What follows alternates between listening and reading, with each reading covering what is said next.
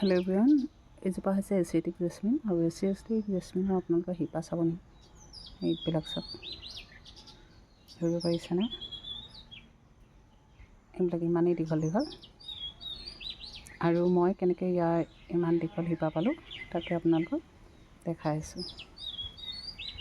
সেইটো এটা আছে আৰু আছে দেখাই আছোঁ। সেইটো এটা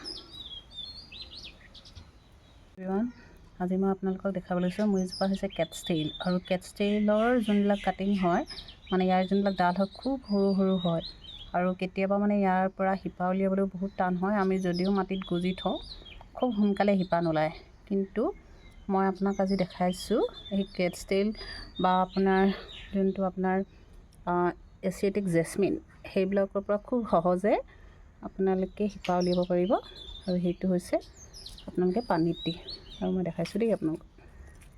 ইয়াত মই এজোপা জেড প্লেণ্টটো দি থৈছোঁ, জি প্লেণ্টটো, আৰু ইয়াত চাওক বহুত দীঘল দীঘল শিপা হৈ গৈছে পানীত থৈ। আৰু আপোনালোকে মানে এনেকুৱা ধৰণৰ সৰু সৰু কাটিংবিলাক যদি আপোনালোকৰ শিপা উলিয়াবলৈ দিগদাৰ হয় তেতিয়াহ'লে আপোনালোকে সৰু সৰু কাটিংবিলাক লৈ পিনি পানীত জুবিয়াই থৈ দিব আৰু খুব ধুনীয়া শিপা ওলাব।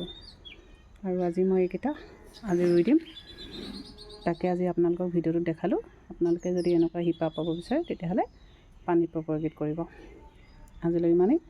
যদি ভাল লাগে মোৰ চেনেলটো ছাবস্ক্ৰাইব কৰি দিব। Thank U.